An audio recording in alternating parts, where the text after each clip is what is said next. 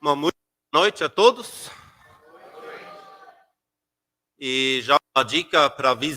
Não sei se todo ângulo bom. Se vocês lá de trás tem um ângulo com o aparelho no meio da visão, para alguns slides não vai estar bom.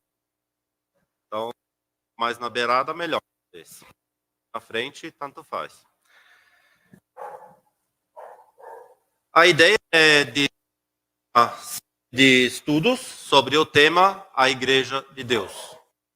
Tema que é bastante caro para o coração do Senhor Jesus e deveria ser um tema também caro para os nossos corações. É importante entendermos algo a respeito desse tema, sabermos quais são os pensamentos de Deus a respeito, pois isso interfere diretamente no andar prático e também em nosso andar coletivo, principalmente, como cristãos aqui neste mundo. Nós queremos uma série de, ao total, 4 domingos, com 2 blocos, assim como hoje. E da forma que são ao total, então, 8 palestras. Vai ter muita informação, que a série, há alguns anos atrás, tinha 15 palestras, então ela vai estar resumida em 8. E vai ter uma 9ª, talvez, se os irmãos concordarem, depois da conferência de Dema, sobre o tema disciplina ainda, que faz parte do tema da igreja, embora é um tema que também pode ser tratado à parte, e não vamos, pelo tempo que vai decorrer até a conferência, não vai ter tempo hábil de fazer essa 9ª palestra antes. Muito bem, a igreja do Deus vivo. Termo que a própria palavra de Deus utiliza para descrever essa igreja. E nós vamos nos ocupar com uma introdução, onde vamos falar também das dispensações, mais uma vez. Então, só de forma breve, porque é um assunto que precisamos entender. Depois temos algumas figuras na Bíblia que descrevem a igreja, a casa de Deus, a noiva de Cristo e o candeeiro. E esses são os temas que vamos tratar hoje. Depois disso, temos ainda uma parte mais bem o que é a igreja. nas próximas palestras, que vão tratar, por exemplo, da mesa do Senhor, da instituição da ceia do Senhor, o termo reunidos ao nome do Senhor, o que significa isso, o que implica isso.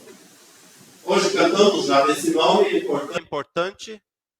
Muitos cristãos utilizam essa expressão dizendo nós estamos reunidos ao nome do Senhor, mas será que de fato estão? O que a Bíblia diz a respeito disso? A posição da mulher dentro da igreja, não só dentro da igreja, mas também dentro da sociedade, em vários âmbitos, também vamos tratar, e coisas semelhantes. Que tipo de reuniões existem, biblicamente falando? Quais são as reuniões básicas? O que é extra? Quais são os dons que Deus deu à igreja? Como eles vão se exercendo dentro das reuniões que Deus estabeleceu? Predeterminado, o Espírito Santo direciona, qual que é a orientação bíblica quanto a isso?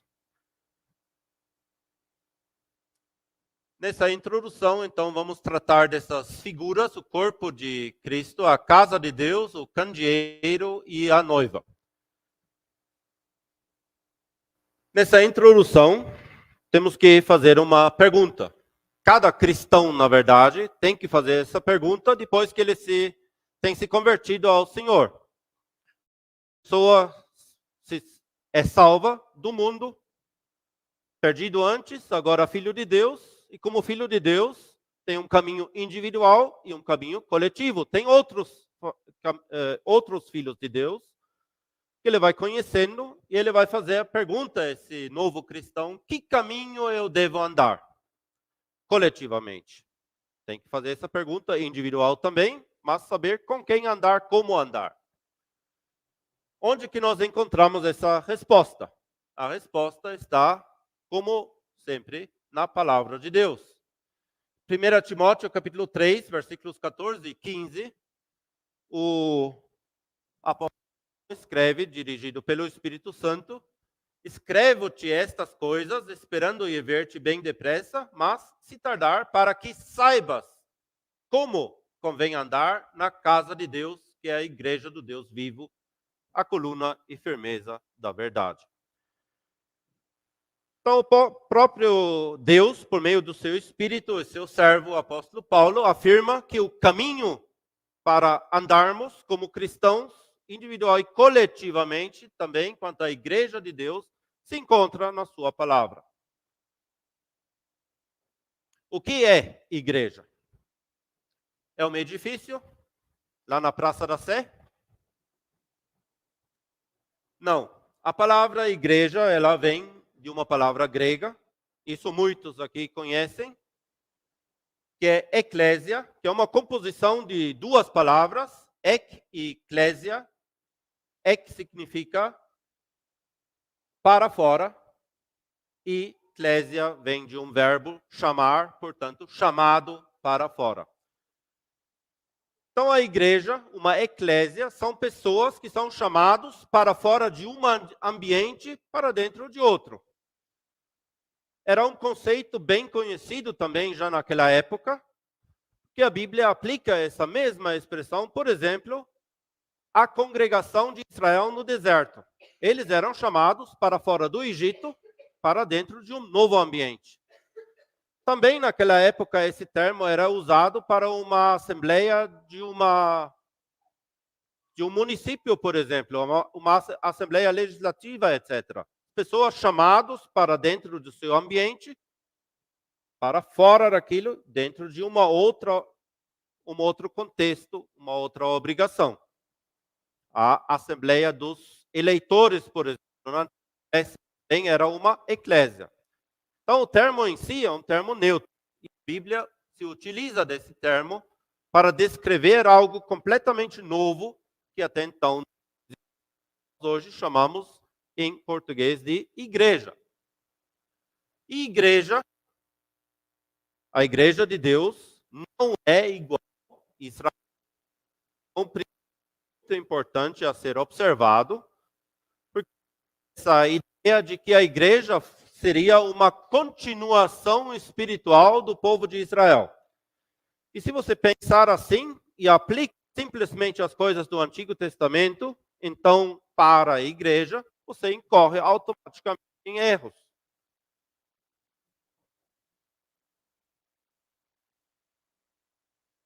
O ser humano tem inventado muitos caminhos diversos dentro do âmbito cristão, caminhos próprios, e acredito que esses caminhos todos seriam as bíblicas. Pelo menos a maioria dos seguidores de denominações pensam isso. A liderança, às vezes, sabe que é uma coisa própria, inventada. Precisamos também entender os diversos caminhos de Deus nas dispensações. O que vimos antes, igreja não é igual a Israel. São duas coisas distintas. No Antigo Testamento, sim. Podemos fazer aplicações a partir de lá, sim. Ao mesmo tempo, precisamos separar claramente uma coisa da outra. Deus tem agido de formas diferentes em diversas épocas. Ele tem administrado esse mundo de forma diferente, época. Pensões, não vamos em muitos detalhes, diferenciar de diversas maneiras. Uma das é essa que eu vou em outros esquemas que diferenciam entre 12. Importante não tem tanto o número e a quantidade de existentes, sim o fato de que elas existem. Age de maneiras diferentes em épocas diferentes. A primeira dispensação, geralmente vista na Bíblia, é a da inocência. Enquanto o ser humano foi colocado no jardim do Éden em inocência. Depois, quando a sua consciência está sendo ativada, e age principalmente por meio da consciência, orientando o ser humano. Na época de Noé, o governo do mundo é entregue ao homem, diretamente por Deus. Deus fala para Noé, ó, você agora é responsável aqui na terra. Isso não quer dizer que a consciência está abolida, mas ela não é mais o principal agente. Não é mais a parte característica daquela época, daquela dispensação. Sim, agora a característica principal é o governo entregue na mão do homem. Com Abraão, Deus faz promessas e as promessas caracterizam aquela época. Com isso, o governo do homem não é abolido e nem a consciência. Mas o característico da época de Abraão em diante são as promessas de Deus. Quando então o povo de Israel está no Sinai, dizendo tudo o que o Senhor diz, nós queremos, vamos fazer, comprometem a fazer isso, eles deixam um certo terreno da graça de Deus, colocam debaixo da lei. E Deus responde a essa pretensão do povo, nós vamos fazer tudo com a lei para lhes mostrar, vocês não são capazes de fazer tudo. Mas agora vocês têm responsabilidade de obedecer. E isso se refere, então, a um povo específico, o povo de Israel. Essa talvez é a dispensação que mais tempo tomou até agora. E também na Bíblia toma um bom espaço. Temos a época da graça, tem bastante. Estão se igualando já. Mas na época da lei, ela termina com um ponto crucial na história da humanidade, que é justamente a cruz de Cristo. Cristo se torna o fim da lei. Ele cumpre com todos os requisitos de Deus. A única pessoa, o único também ser humano, enquanto ele vivia aqui, podia cumprir a lei em todos os seus requisitos.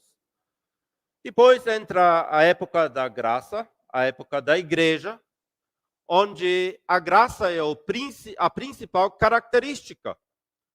Porque nós podemos olhar para trás no Antigo Testamento e ver que também na época da lei, Deus agia por graça, porque senão ele teria que ter matado todo mundo. E havia salvos na época da lei. Um Davi, etc. Como Davi conseguia estar diante de Deus? Tudo bem, havia os sacrifícios, mas porque Deus também agia em graça, olhando para frente já para a cruz de Cristo. Só que hoje, essa graça de Deus, nessa época em que vivemos, é justamente a principal característica dessa época. E depois da época da igreja, ainda teremos um milênio, o reinar, voltará para visivelmente reinar aqui nesta terra. Todas essas dispensações, elas têm algo em comum, que o fim de cada desses termina em juízo. Com a cruz de Cristo, mudam totalmente as coisas. Uma mudança total nos caminhos de Deus para a humanidade. A cruz de Cristo é o ponto central da história. O Senhor Jesus, vindo a este mundo para satisfazer os requisitos de Deus e fazer a ponte para com o ser humano que não alcança por si só os padrões divinos. E aquele único que podia fazê-lo era Cristo, o Filho de Deus, eterno, Deus ao mesmo tempo, se fazendo homem, se humilhando e com isso cumprindo com os requisitos de Deus, tomando sobre si a morte, a sentença que é o salário do pecado que todos nós merecíamos, que todos antes também mereciam, e só podiam ser perdoados porque Deus sabia que uma vez o preço seria pago. E todos depois de nós também, até mesmo no reino milenar, mereciam a morte. E Deus pode agora agir em graça porque vê Cristo. E ele vê você e eu em Cristo. Isso é algo muito superior, muito mais sublime que antes da época da graça tinha. Uma estava em Cristo. Você está. Davi tão pouco, Adão tão pouco, mas nós estamos. Podemos ser muito gratos ao Senhor que Ele nos colocou nesta época com privilégios.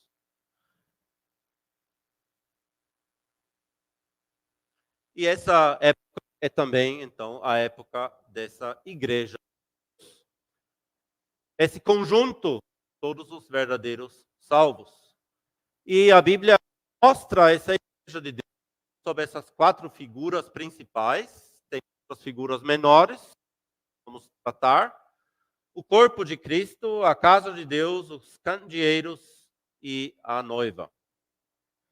E nós vemos que 3 figuras, uma figura única para exemplificar, para elucidar aquilo que é a igreja, e uma figura múltipla. Tem mais do que um utensílio que também elucida um aspecto daquilo que é a igreja de Deus. Alguns também mencionam o rebanho como uma figura da igreja. E tenho certeza que tem algumas pessoas aqui que são bem familiarizados com essa figura também. E com a ideia de que o rebanho seria uma figura direta da igreja de Deus. João capítulo 10. Mas será que isso é? Se nós olharmos o contexto do Evangelho de João, então o rebanho não é uma figura direta da igreja. É óbvio que as ovelhas do Senhor Jesus representam, entre outras coisas, você e eu, os salvos. Representam-nos como indivíduos. E o conjunto forma a igreja.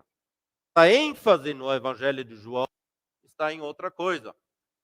Quanto ao rebanho, também se trata de indivíduos juntados em um sob a direção e o cuidado de um pastor, que é Cristo. Contudo, o apóstolo João, ele não trata do tema igreja. Não é tema de João. João trata da família de Deus.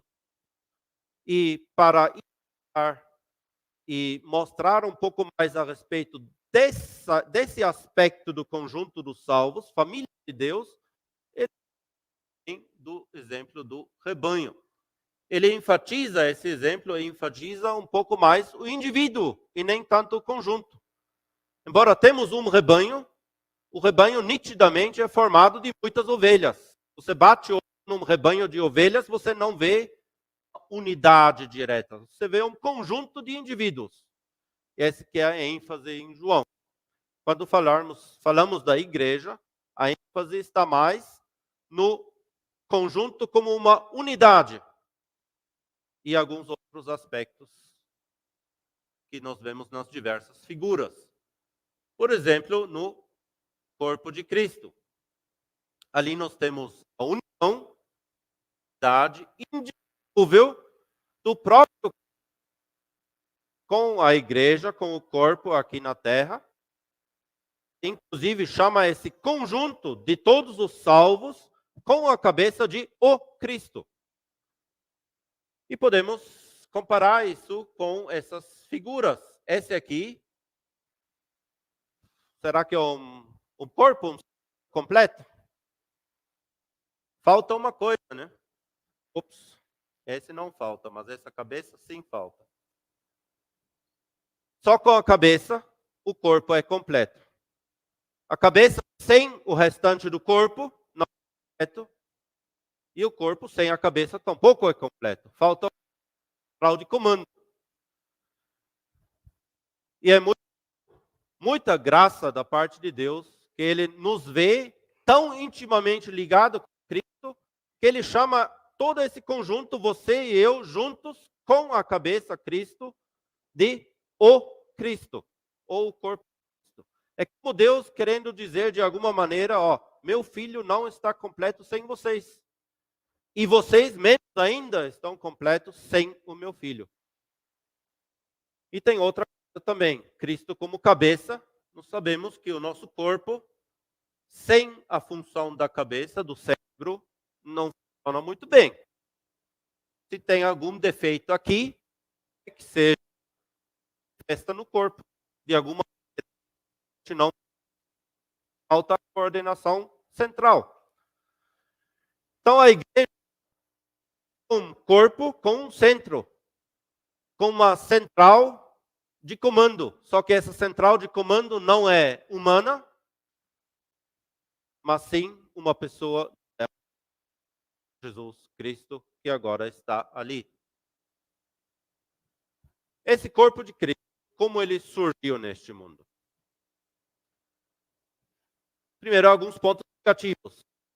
Surgiu por meio de pessoal. Uma pessoa crê no Senhor Jesus. Esse fato em si, existe a igreja. Porque fé pessoal, todas as dispensações anteriores, de igual maneira. Uma base talvez diferente, sim, mas fé pessoal é necessário. Tanto antes quanto agora. Tampouco a recepção, a nova vida, faz com que exista a igreja. Porque a nova vida em si, um Adão, um Davi, um Abraão, também possuíam a qualidade que nós, qualitativa, possuíam nova vida. Sem isso, é impossível chegar a Deus. Então isso não perfaz a igreja. Também a igreja não chegou a existir pelo fato de Cristo se fazer homem neste mundo. Mas há alguns pré-requisitos para que o corpo de Cristo pudesse ser formado. Era necessário, em absoluto, a morte e a ressurreição de Cristo. Sem essas coisas, ter hoje essa cabeça da igreja no céu. A igreja não poderia existir sem a morte de Cristo. Era necessário, portanto, também a ascensão de Cristo ao céu. Ele tinha que voltar para lá. Por quê? Se ele tivesse ficado só em Israel, talvez o povo de Israel poderia ser a igreja dele, entre aspas. Mas a igreja é algo novo, não depende de geografia, de nações, etc. É algo a nível mundial. Então era necessário que Cristo subisse ao céu. A partir daí, ter relação com todos. Também era necessária a vinda do Espírito Santo a este mundo, como aquele agente divina utilizada por Deus nos dar direção individualmente e, por conclusão, também coletivamente.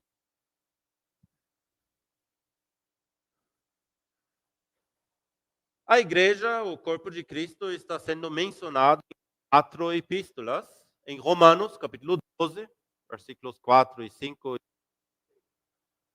Também em 1 Coríntios, talvez seja o trecho que é conhecido, capítulos 10, a seguir, principalmente para 14, já abrange mais o aspecto da casa de Deus, porque é ministração. A epístola aos Efésios também. Efésios nos mostra mais a posição de Deus, desse corpo de salvos em Cristo. Aos Colossenses, e destaca mais a glória, cabeça, a glória de Cristo que está sido como 4 glória. O corpo de Cristo não é mencionado no livro de Atos dos Apóstolos. Sendo demonstrado como esse corpo prático funciona. Mas o termo não encontramos ali. Mostra a prática existente, contudo não a doutrina.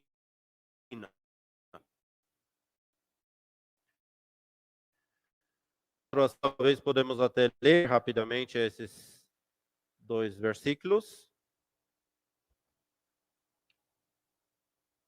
Vamos ler ali assim, porque assim como em um corpo temos muitos membros, e nem todos os membros têm a mesma operação, assim nós que somos muitos, somos um só corpo em Cristo, mas individualmente somos membros uns dos outros.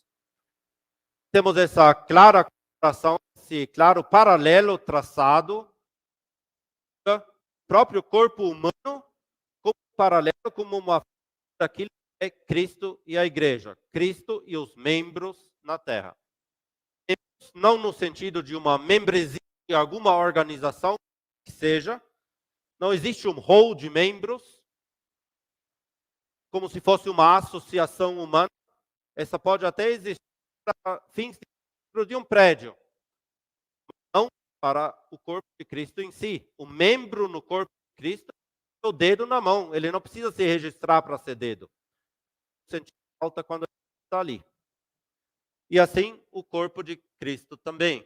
Nós, todos os verdadeiros salvos ou crentes, são membros unidos entre si. Somos membros, diz aqui, uns dos outros. Como se um pertencesse ao outro. Um é propriedade do outro, um necessita do outro. É uma relação recíproca, mútua, com uma conexão acima para Cristo, cabeça. E essa união, essa unidade é necessário também para o todo. O corpo, ele só é completo com todos os membros. Isso ali, tampouco é um corpo. Apenas quando tem tudo completo. Os órgãos internos, os membros internos, externos, tudo tem que estar ali, inclusive a cabeça.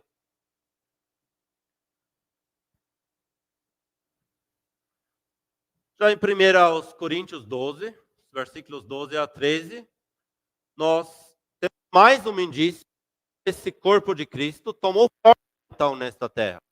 Ali nós lemos, porque assim como o corpo é um e tem muitos membros, e todos os membros, sendo muitos, são um só corpo, assim é Cristo também.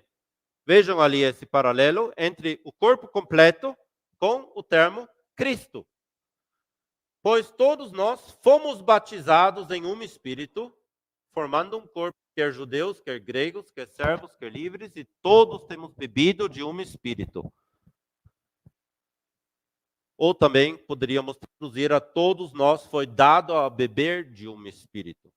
Então nós temos aqui nesses 2 versículos 2 coisas destacadas. Fomos batizados em um Espírito e temos bebido de um Espírito. São 2 ações que não são um paralelo aqui, não é a mesma coisa. Outras palavras, mais uma vez, como muitas vezes no Salmo do Testamento.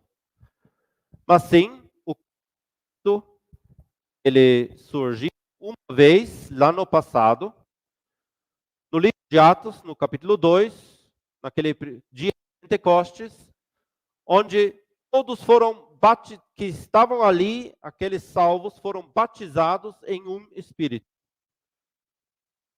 Naquele momento, o corpo foi formado. A partir daquele momento, esse corpo existe. E à vista de Deus, esse corpo sempre tem sido completo, com 120 pessoas, ou com milhões ou bilhões de pessoas depois. Nunca faltou um membro e nunca teve um membro a mais. Sempre estava completo. O batismo em um espírito aconteceu em um único momento. A partir daí, esse corpo existe. Só que, para hoje, vai se converter talvez uma pessoa. E ela vai ser inserida nesse mesmo contexto. Ela vai, nessa figura, beber do mesmo espírito. Ela vai ser introduzida como um membro naquele corpo. O corpo está crescendo. Crescimento há, mas sempre completo, nunca faltando. Então, não existem batismos contínuos no espírito para formar uma inserção constante. Alguns com um lago pequeno, em plantados. Você joga a pedra no meio, gera onda. E essas ondas vão se espalhando até alcançar até mesmo os juncos à margem. Então, um efeito no passado que é duradouro até hoje. O corpo de Cristo tem vários aspectos. O temporal, universal, um aspecto também local e um aspecto eterno.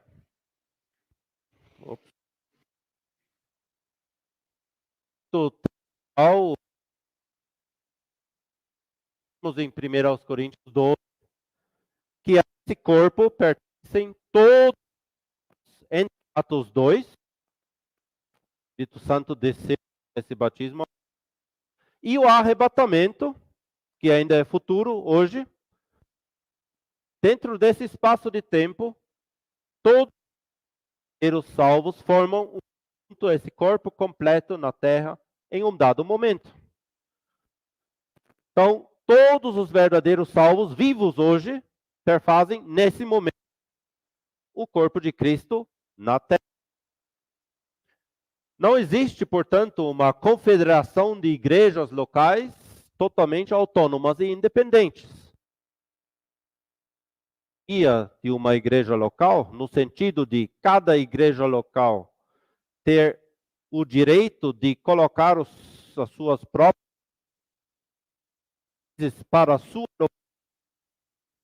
a palavra de Deus, porque desconsidera a cabeça. Só existe uma, não existem 700 cabeças no Brasil para dirigir 700 independentes autônomas. Não existe isso, por exemplo. No aspecto local, temos também em 1 Coríntios 12, que é conhecido por muitos, contudo, às vezes, por uma ou outra, interpretada de uma maneira contrária àquilo. 1 Coríntios 12, versículo 27, diz, ora, vós sois por dos seus particular.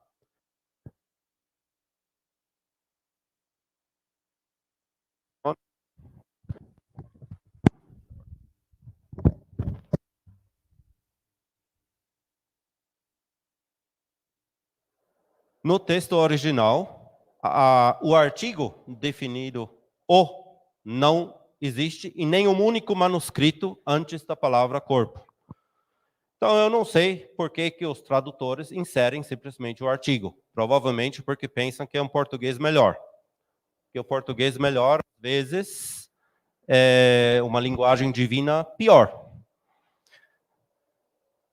Porque o corpo, localmente, teria um outro significado. Mostraria que em cada localidade, de fato, existisse alguma igreja independente. Faltando o artigo, vós em Corinto sois corpo de Cristo, simplesmente quer dizer, vocês ali em Corinto, todos os salvos naquela cidade, vocês fazem parte daquele um corpo universal e representam isso na esfera local. Nada mais, nada menos que isso. Mas vocês não são o corpo de Cristo em Corinto. Como se existissem mais que um. E seus membros em particular. Portanto, localmente, o corpo de Cristo é uma representação com as características que esse corpo tem a nível universal como um todo.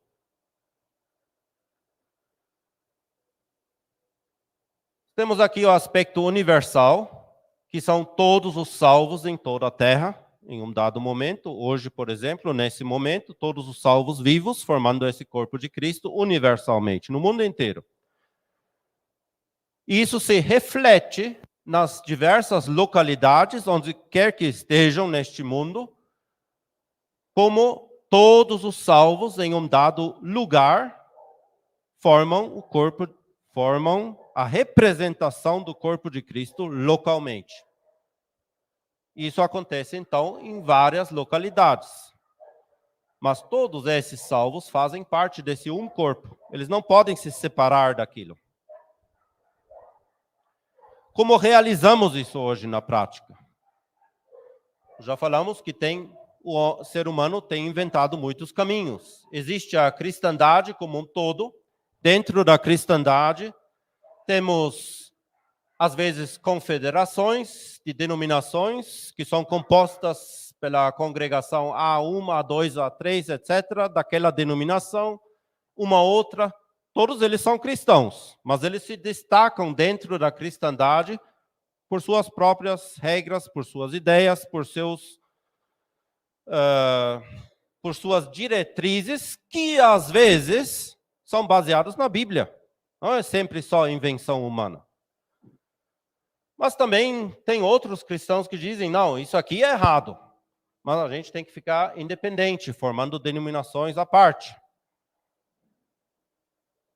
E para todos esses, um princípio bíblico é agora dado por Deus, por exemplo, em 2 Coríntios 6, versículo 17, também em outras passagens bíblicas, em outros contextos, sair do meio deles. Sair para o quê? Para formar mais um grupinho dentro da cristandade? Não. Para voltar àquele terreno, à base bíblica, onde todos os cristãos, na verdade, deveriam estar. Mas não estão, infelizmente.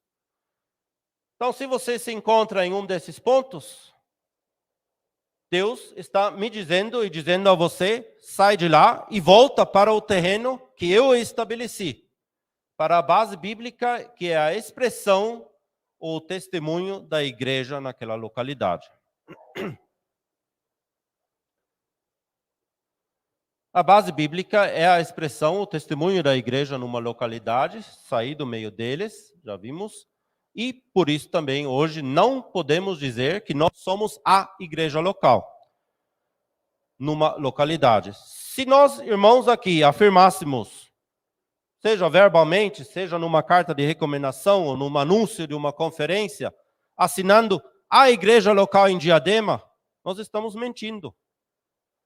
E com isso estaríamos excluindo um monte de cristãos verdadeiros que não estão reunindo nesse local. Se afirmássemos isso, seríamos de fato, como alguns nos chamam de exclusivista. Mas a gente não é exclusivo. Exclusivo, aí estamos excluindo a outros. Se eu digo, eu sou a igreja local em Diadema, eu excluo aquele irmão que está na Batista, que está até mesmo, de repente, numa igreja católica. E conhecemos pessoas que em todos os lugares têm verdadeiros salvos. Ainda que sejam poucos, mas eles existem. E todos eles fazem parte da igreja local de Diadema. Só que eles não estão se reunindo no terreno da igreja local. Eles não estão prestando um testemunho a esta verdade. E é isso sim que podemos dizer que nós gostaríamos de fazer localmente, ser uma expressão daquela verdade universal, prestar um testemunho localmente àquilo que Deus quer ver realizado por todos, mas nem todos estão realizando. Para alguns, talvez, foi um pouco difícil de fazer esse switch agora. Porque tem pessoas que foram ensinadas a vida inteira de uma maneira diferente. Que é a igreja universal, ela é composta por todos os verdadeiros salvos. Aí se diz a igreja localmente também é composta por todos os verdadeiros salvos, o corpo de Cristo são todos em Diadema, mas a igreja local de Diadema é só os irmãos reunidos ao nome do Senhor. E essa última conclusão, biblicamente falando, está errada. Nós somos apenas um testemunho àquela verdade. Não podemos, com essa ideia, excluir outros irmãos que também foram comprados pelo mesmo sangue de Cristo. Isso não quer dizer que todos os irmãos que entrem pela porta automaticamente podem partir o pão. Isso nós vamos ver em outros momentos que existem pré-requisitos divinos necessários para expressar isso de fato. E o aspecto eterno da igreja de Deus, do corpo de Cristo, Ele sujeitou, em Efésios 1, 22, sujeitou todas as coisas a seus pés e sobre todas as coisas o constituiu como cabeça da igreja, que é Cristo, que é o seu corpo, a plenitude daquele que cumpre tudo em todos. No sentido eterno, todos os verdadeiros salvos, em todos os momentos da história, desde Atos 2 até o arrebatamento, juntos, inclusive aqueles que já faleceram e estão com o Senhor, formam o corpo de Cristo em sua plenitude, em sua totalidade. E esse corpo, dessa maneira, será visto uma vez quando, no momento do arrebatamento, estivermos todos com o Senhor, juntados com aqueles que já faleceram. Com isso, chegamos à primeira pausa, podemos dizer, dessa palestra, e podemos entrar no segundo bloco. Então, o que você acha, Peter? 6:05, 6:10? São 5:06 agora? Mais ou menos. Aí podem esticar as pernas um pouco. De repente, o segundo bloco a gente começa de novo com o hino também. Podemos até cantar em pé, se for o caso, ou uma estrofe. E aí entramos no segundo bloco, que vai tratando das outras figuras.